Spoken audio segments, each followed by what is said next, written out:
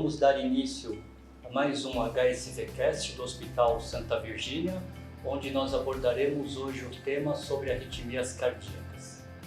Sejam todos bem-vindos, eu sou Jefferson Jaber, eu atuo aqui no Hospital Santa Virgínia desde 2001, há 24 anos. Hoje atuo no Centro de Cardiologia, no atendimento de consultas de cardiologia e arritmologia. Faço análise dos exames de Holter de 24 horas e atuo junto com meus colegas na realização de procedimentos de estudo eletrofisiológico e ablação. Então hoje este HSVcast vem de encontro com uma data muito importante, 12 de novembro, que é onde a Sociedade Brasileira de Arritmias Cardíacas, a SOBRAC, ela comemora o Dia Nacional de Prevenção de Arritmias Cardíacas e Morte Súbita. É uma campanha, a campanha Coração na Batida Certa, com o intuito de promover a educação para a população no sentido de prevenção, no diagnóstico e também orientações no tratamento das arritmias cardíacas. Eu sou cardiologista com formação em cardiologia pela Universidade Federal de São Paulo e na área de arritmias e eletrofisiologia também na Universidade Federal de São Paulo. Tenho o título de especialista em cardiologia pela SBC, Sociedade Brasileira de Cardiologia, e de título de especialista em eletrofisiologia e arritmias pela SOBRAC, Sociedade Brasileira de Arritmias Cardíacas. E hoje eu faço parte da atual diretoria como coordenador de métodos não invasivos da SOBRAC. Eu vou apresentar meus dois colegas que atuam comigo aqui no procedimento de estudo eletrofisiológico e ablação da minha equipe, grandes colegas de longas datas. Então, aqui na ponta esquerda eu tenho o Dr. Alessandro Amaral, que eu conheço há mais de 30 anos, formado em cardiologia pelo Instituto Dante Pazianesi de Cardiologia e também especialização e residência em arritmias e eletrofisiologia pela Unifesp, título de especialista em cardiologia pela SBC e título de especialista em eletrofisiologia pela SOBRAC. E aqui na ponta direita, o Dr. André Luiz Martins Gonçalves, outro grande amigo, grande colega que trabalha conosco no dia a dia, nos procedimentos. O Dr. André ele tem residência em cardiologia pelo Hospital Santa Marcelina e residência, especialização em arritmias e eletrofisiologia no INCOR Instituto do Coração, também com título de especialista em cardiologia pela SBC e de eletrofisiologia pela SOBRAC.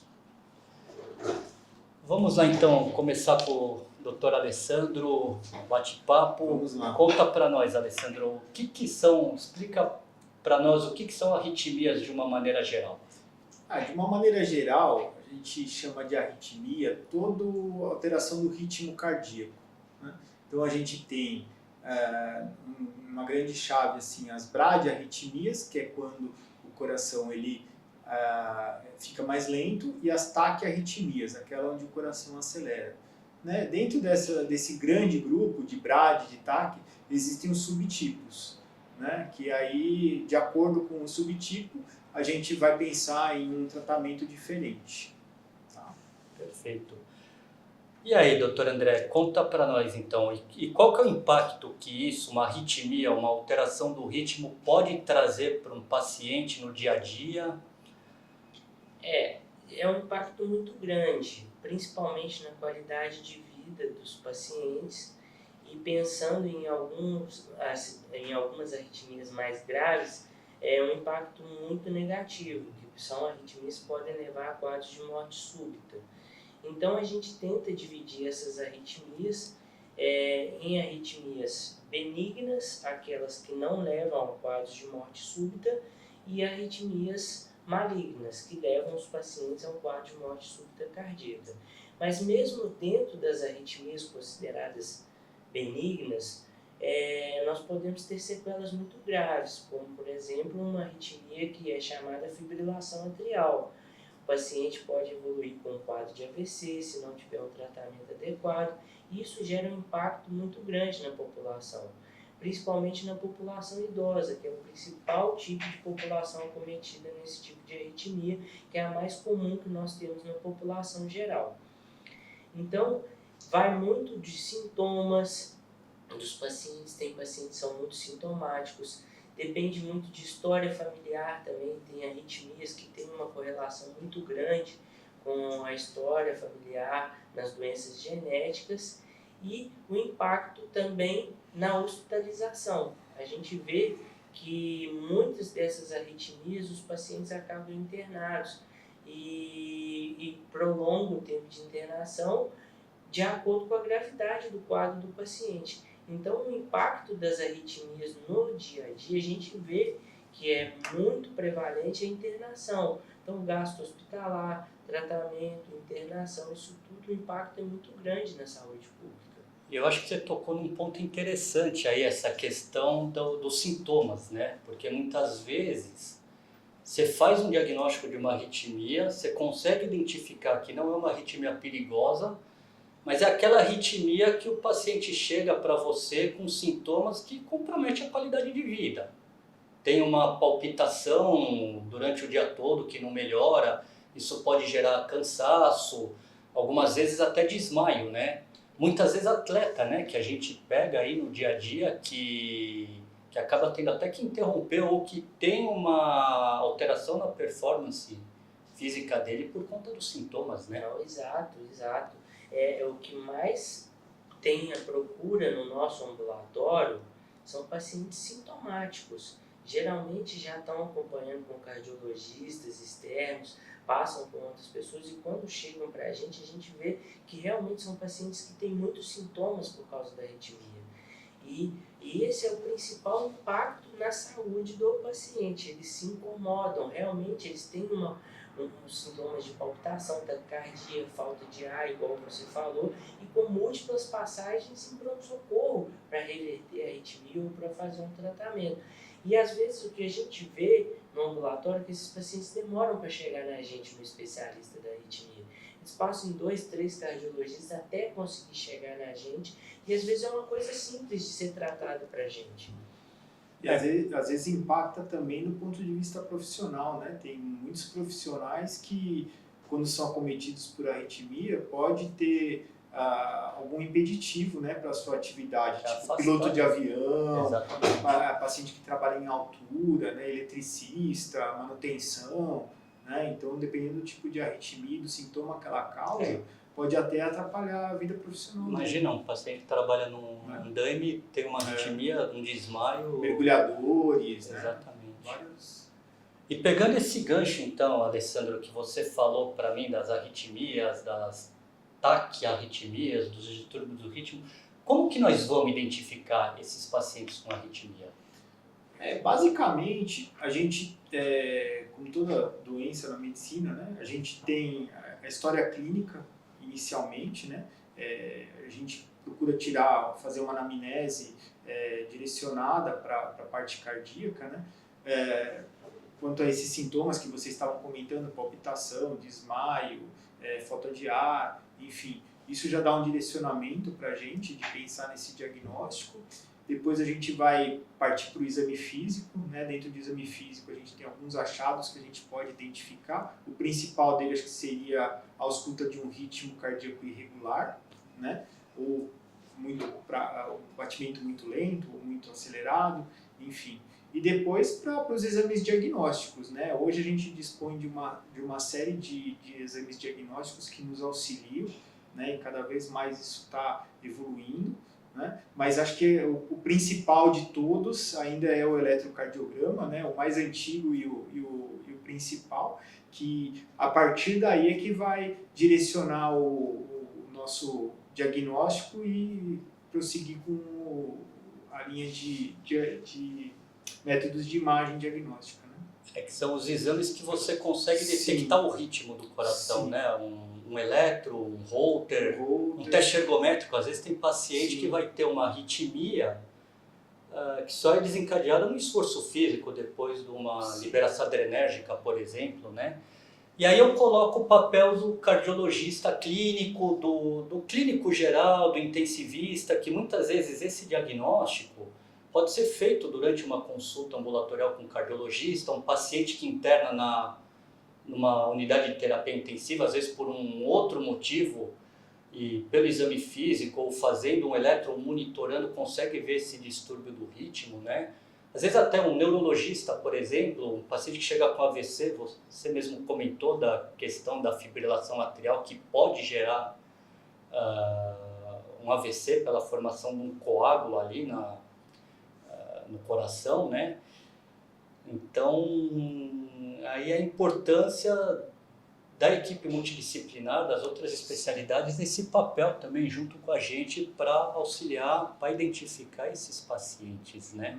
E mais recentemente nós temos também os dispositivos de relógio, né? os smartwatches. Recentemente saiu até uma meta-análise brasileira mostrando que a detecção da fibrilação atrial, que é o principal tipo de arritmia que nós temos no dia a dia, que é uma alta taxa de detecção correta, correlacionada com a clínica do paciente.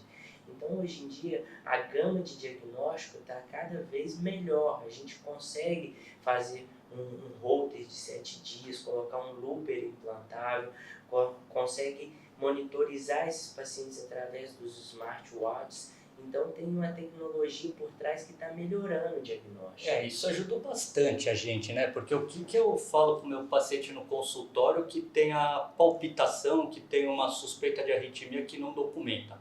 Quando tiver a crise, correr para tentar algum tipo de monitoramento. E muitas vezes o tempo dele chegar até um pronto-socorro para conseguir esse monitoramento não dá tempo. Então, com o dispositivo na hora, tempo real, ele consegue essa documentação e fazer a gente ter esse tipo de diagnóstico, né? Exato.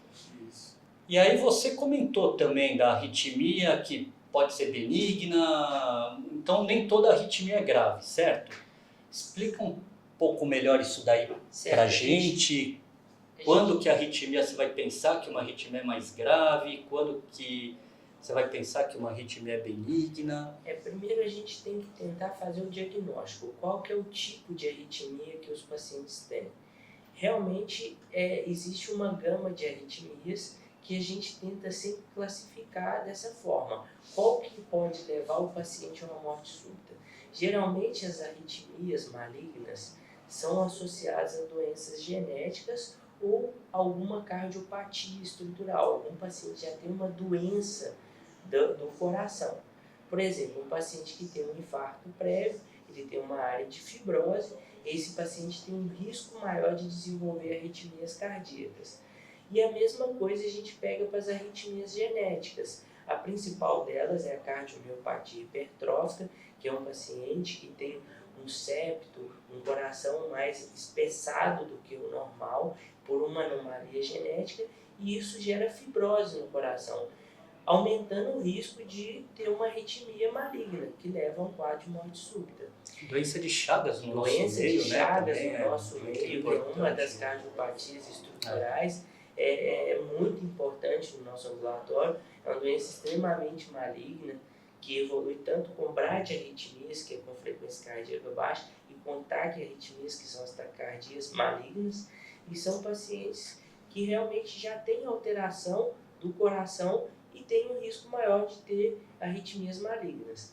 Já as taquicardias supraventriculares, que a gente chama, são arritmias acima dos átrios, uma arritmia dos átrios, são os fiozinhos extras, ou uns feixes anômalos que a gente nasce com isso e desenvolve arritmias, são arritmias mais benignas, que muito dificilmente vai levar a um quadro de morte súbita cardíaca e com alta taxa de sucesso no tratamento que a gente consegue fazer. Muito bem. E aí, Alessandro, então, frente a isso, em que situações nós temos que tratar a arritmia? Todos os pacientes, só nas malignas? Assim, o tratamento vai ser direcionado de acordo com o tipo de arritmia que o paciente apresenta, né? Eu acho que um grande divisor de águas também é a presença ou não de sintomas, né? Então, se aquele paciente sintomático a gente tende a tratar, aqueles oligossintomáticos, pouco sintomáticos, dependendo do tipo de arritmia, a gente vai tratar de acordo com o risco que ele tem de, por exemplo, numa fibrilação atrial, ele tem chance de desenvolver um coágulo dentro do coração. Isso a gente usa scores, né? Existe uma tabela em que quanto mais doenças associadas o paciente tiver, maior a chance de ele desenvolver um coágulo no coração. Então, aí mesmo nesses casos, mesmo não tendo sintomas, a gente tende a tratar, né? A usar um anticoagulante para a prevenção de fenômenos embólicos, né? Existem dois tipos de tratamento, basicamente, né? Um é o tratamento farmacológico, através de medicação, né? E o outro é o tratamento ablativo, né? Fazer o estudo eletrofisiológico com ablação. Então, e normalmente o estudo eletrofisiológico, como ele é um tratamento invasivo, ele é reservado para aqueles pacientes que foram resistentes ao tratamento farmacológico.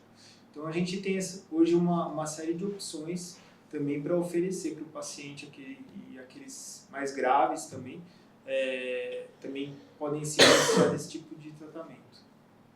Pegando então esse gancho do Alessandro do estudo eletrofisiológico com ablação, explica melhor então para a gente o que seria o estudo eletrofisiológico, o que seria a ablação, quando que estaria indicado.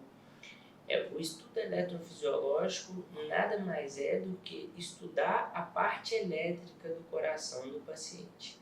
A gente faz um exame minimamente invasivo, a gente faz por punção na perna, geralmente na perna direita, com acessos venosos de veias. É um cateterismo. Como se fosse um cateterismo de câmaras direitas, com utilização somente de veias, nesses casos, para o estudo eletrofisiológico.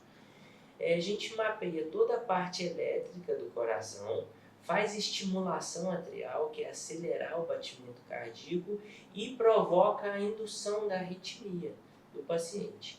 Uma vez que a gente induz a arritmia, a gente faz o diagnóstico do tipo de arritmia e vê se ela é passível de ser cauterizada ou não. Tá? A cauterização da arritmia chama-se ablação, que a gente mapeia, por exemplo, tem um fiozinho extra, a gente localiza esse fio extra, vai com o catéter em cima dele, faz a cauterização e elimina esse fiozinho. Temos arritmias mais complexas, como as taquicardias ventriculares, que exigem uma homogeneização, uma cauterização maior, porque geralmente são áreas de fibrose, e temos arritmias que a cauterização é mais pontual. Por exemplo, uma taquicardia atrial, que é um foquinho que dispara no ato, a gente faz uma cauterização pontual. Um Wolf, que é um feixe extra, a gente vai e cauteriza somente o feixe extra. Taquicardia por reentrada nodal, que é um fiozinho extra, a gente vai lá e cauteriza. E com uma ampla taxa de sucesso. Essas arritmias supraventriculares têm taxa de sucesso de 97% da ablação.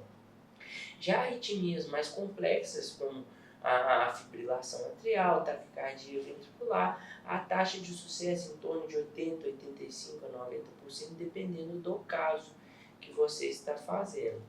Então, realmente é uma coisa muito efetiva, funcional, minimamente invasiva e com baixo risco de complicação.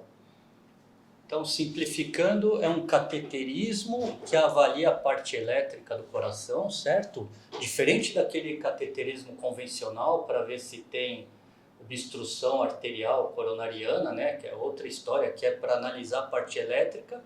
E a vantagem é oferecer em muitas das arritmias, claro que a arritmia é um termo muito genérico, você tem que individualizar, mas a possibilidade de cura. Igual você falou, muitas arritmias a gente consegue oferecer uma taxa de sucesso muito boa, né? Uma taxa de complicação muito baixa, né? Então é uma opção de tratamento interessante, às vezes, quando o paciente está tomando remédio, não tolera bem o remédio, ou o remédio não funciona, né? Ou o paciente não quer tomar remédio, intolerante, né? Muito bem. E aí, doutor Alessandro, paciente com arritmia pode fazer exercício ou não? Eu acho que ele deve fazer exercício, né? A não ser uma única exceção seria aquelas arritmias induzidas pelo esforço, né? Descartando esse tipo de patologia, eu acho que, via de regra, o exercício físico ele melhora a qualidade de vida e sobrevida muito mais do que ela poderia ser maléfica, né? Então, a atividade física ela é benéfica tanto para o coração quanto para a saúde cardiovascular em geral, né? Na prevenção. Mas aí cai naquilo que eu falei no começo, né? É importante fazer uma triagem, Sim. né? Uma avaliação pré-atividade, né? Sim, é importante. É importante conhecer o paciente, conhecer o tipo de patologia, né? E, mediante isso, não se vê uma piora daquele quadro agravado pelo exercício físico, acho que pode-se pensar num planejamento. É claro, ninguém vai sair correndo uma maratona no primeiro dia, né? Então isso depende de uma orientação, com auxílio de um profissional, né? Um educador físico, sabendo do tipo de problema que o paciente tem e de acordo com isso ir triando uma planilha, aí, um planejamento para a atividade física desse paciente. Lembrando de algumas exceções, assim também o uso do anticoagulante, que é frequente na nossa prática clínica, né? Os esportes de contato aí talvez fiquem um pouco comprometidos, né? Porque como o paciente toma anticoagulante tem o problema do contato, pode ocasionar um sangramento, né? Então isso tem que tomar um certo cuidado também.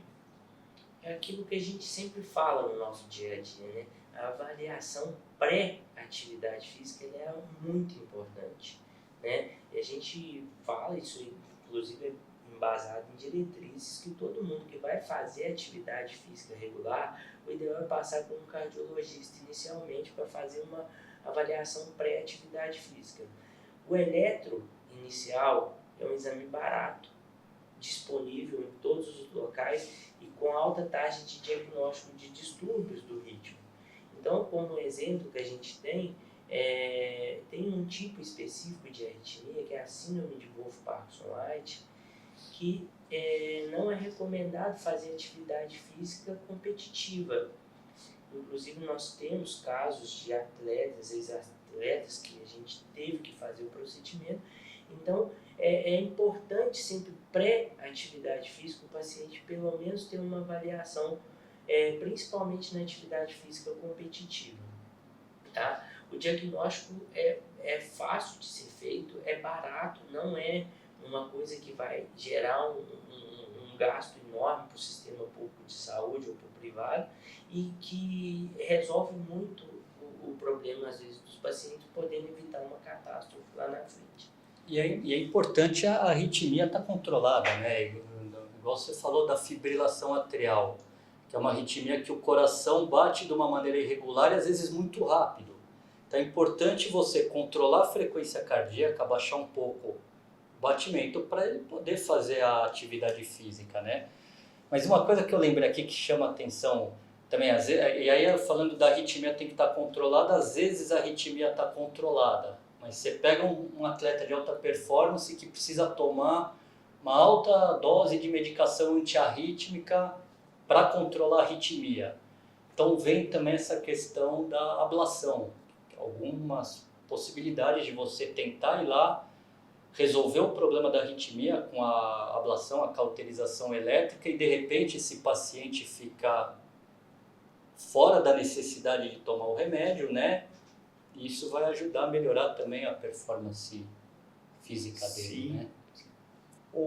Agora para o Dr. André, então, como que você acha, a tecnologia evoluiu muito com o passar do tempo, principalmente nessa questão do tratamento de ablação. E no diagnóstico também, como que você acha que isso pode nos ajudar, tanto no diagnóstico quanto no tratamento das arritmias? O diagnóstico você já falou, já deu uma pincelada aí essa questão dos dispositivos. Sim, a tecnologia está sempre a favor da medicina, né? Eu acredito que a tecnologia só chega para agregar.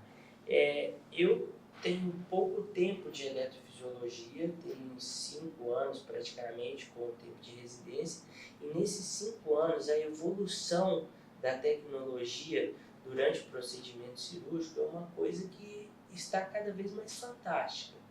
A gente vê que os resultados da ablação estão melhores, a segurança do procedimento cirúrgico está melhor, o diagnóstico e a localização do circuito elétrico ficou mais fácil com essas novas tecnologias. O maior exemplo que a gente cita, explica dentro do consultório para os pacientes, que antigamente, coisa de 15 anos atrás ou menos, o catéter não tinha o sensor de contato. Então a gente consegue entrar hoje em dia dentro do coração do paciente com um catéter que, à medida que ele encosta na parede do coração, ele dá força em gramas. Isso é uma coisa que dá uma segurança muito maior durante o procedimento. Nós temos hoje em dia catéteres de alta densidade. O que são isso? Catéteres que têm múltiplos polos, que à medida que ele passa dentro do coração, ele consegue mapear e captar a parte elétrica de uma forma muito mais rápida, como se fazia antigamente.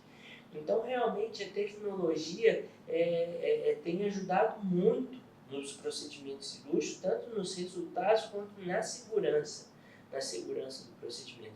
Vocês que têm um pouco mais de tempo do que eu na eletrofisiologia, eu acho que vocês conseguiram ver isso de uma forma muito melhor do que eu, porque eu já peguei a época do mapeamento eletroanatômico, que é um sistema que permite a gente construir a anatomia do coração.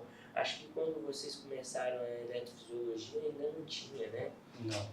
Uma coisa que a tecnologia realmente foi cada vez mais incorporando isso, não só segurança, né? Melhorou muito os resultados de ablações, principalmente as complexas, né? Questão de diagnóstico, identificar um paciente com arritmia, nós tivemos grandes progressos aí de monitoramento também, né? Então são ferramentas que auxiliaram muito aí na evolução do tratamento. Os próprios aparelhos de marca-passo, né, hoje são monitores 24 horas, né? 365 dias por ano. Consegue gravar todas as arritmias e ajuda também no diagnóstico e tratamento. Né? E agora eu vou então aproveitar e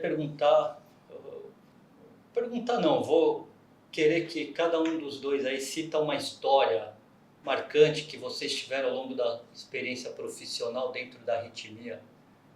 Quem quer começar? Eu acho que todo Conta um dia caso, a gente tem... um caso particular aí que você... Não, a gente tem várias histórias aí que marcaram, né? Mas muitas, gente né? tem Acho que toda semana sempre, né? Mas, assim, uma coisa legal é de sempre poder ajudar alguém, né? Acho que isso é uma coisa que a gente... Por isso que a gente também fez medicina, né? Mas eu já tratei colegas meus, eu lembro da história de um amigo meu de infância que estava apresentando arritmia, no caso de fibrilação atrial, muito sintomático, né? Indo várias vezes para o hospital, tudo, e a gente fez a ablação dele. Eu estava né? junto nesse caso. Estava junto. E aí a gente conseguiu, graças a Deus correu tudo bem, hoje ele está muito bem, já voltou, melhorou a qualidade de vida, já tirei algumas medicações, né? E isso que é legal, né? Você ouve às vezes a história do paciente no consultório que melhorou, mas aí é um caso que você está no dia a dia, saindo com ele, está na sua casa e você vê o resultado, né? Interessante. E o André, É difícil lembrar somente um caso em particular, né? Igual vocês falaram, toda semana é uma coisa nova, mas eu me lembro de 2 casos específicos que eu gostaria de compartilhar. Primeiro foi um jogador de futebol profissional que ele foi assinar um contrato para jogar num time profissional e foi fazer o exame admissional lá e foi constatado que ele tinha um VOLF, né? Uma síndrome de pré-excitação ventricular, que é um tipo de arritmia. E aí encaminharam pra gente, nós fizemos uma ablação, deu tudo certo, o cara conseguiu assinar o contrato e hoje em dia joga profissionalmente e tá super bem. Não teve mais nada, curou a arritmia e segue a carreira dele profissional, que é uma das arritmias que a gente citou que não pode fazer atividade física competitiva. E um outro caso é uma arritmia super grave, O paciente internou com uma tempestade elétrica, que a gente chama, quando tem uma arritmia ventricular incessante. Mesmo fazendo medicação, dando choque, paciente entubado, grave, dá choque, sai da arritmia e volta imediatamente. A gente teve que entrar na urgência para fazer a ablação desse paciente. Caso desafiador, né? Muito desafiador, foi um procedimento de 3 horas, conseguimos mapear toda a parte elétrica, fizemos a cauterização, durante a cauterização reverteu a arritmia, um paciente que não saía da arritmia ficou praticamente 10 a 12 horas em arritmia até chegar na gente. Então me veio em mente de imediato esses 2 casos. Acho que estamos chegando. Quer falar mais alguma coisa? Queria agradecer a oportunidade do hospital de convidar a gente para falar sobre o nosso dia a dia, sobre a nossa especialidade, que é uma especialidade que para a gente é uma coisa muito gratificante conseguir ajudar os pacientes dessa forma. A gente vê no dia a dia o quanto a gente consegue mudar a vida do paciente. Então isso é muito legal, agradecer o convite para participar aqui hoje. Agradeço também. Muito obrigado. Também acho que vamos finalizando então, né?